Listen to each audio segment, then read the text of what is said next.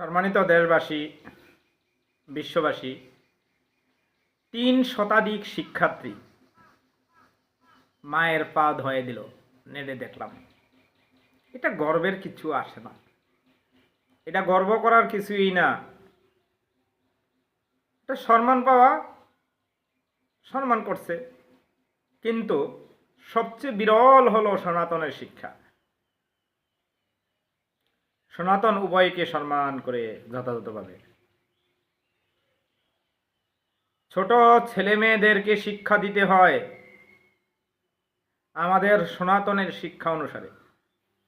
পিতু মহারাজ, আমরা দেখেছি পিতু মহারাজ তার সন্তানদের পাও ধোয়া জল খেয়েছিলেন, তার সন্তানদের পাও ধুয়ে দিয়েছিলেন, বলেছিলেন আমি এদের পিতা নই, আর এরা আমার সন্তান নয়, এরা হচ্ছে ভগবানের শুদ্ধ ভক্ত। তাই তাদের চরণ ধুয়ে দিয়েছিলেন পিতু মহারাজ। কিন্তু আমরা এতই মূর্খ যে, এতই আমরা নির্দয় হৃদয় যে আমরা সেই ভাবকে অনুধাবন করতে পারি না সেই হৃদয়ের ভিতরে। এই জন্য আমরা অপদার্থ, ১ নাম্বার অপদার্থ। আসুন আমরা সেই সনাতনের শিক্ষা গ্রহণ করি। পিতু মহারাজ তার সন্তানের চরণ ধোয়া জল খেয়ে বলেছিলেন আমার এই সন্তান সাধারণ কেউ নয়, আমি বিষয় বাসর্জনা জর্জরিত, এরা হচ্ছে ভগবানের শুদ্ধ ভক্ত। ওই মনোভাব যেদিন আমাদের হৃদয়ে হবে, তখনই আমাদের মান শূন্য হবে।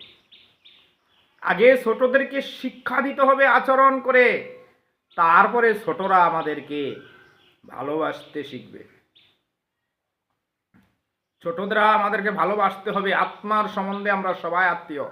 আত্মা কোনো বড় ছোট নাই, আত্মা কোনো বড় ছোট নাই। এইসব সনাতনের শিক্ষা হচ্ছে সবচেয়ে উন্নত শিক্ষা। ছোটদেরকে এমনভাবে ভালোবাসতে হবে, মেয়েদেরকে বলতে হবে মা, ছেলেদের বলতে বাবা। কিন্তু তাদেরকে এমন কোনো কর্ম করা উচিত নয় যা তাদের ভিতরে অহংকারের জন্ম নেবে।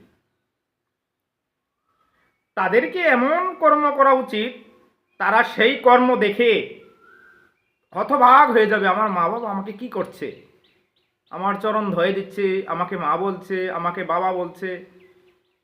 সেই শিক্ষা দেখে তারা আপনাদেরকে সম্মান করবে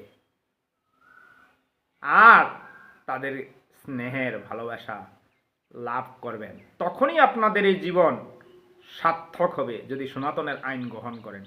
ধন্যবাদ সবাইকে, সেটা আপনাদের ব্যাপার। সনাতনের আইনের কথা আমি বললাম। জয় গৌর, জয় নিতাই।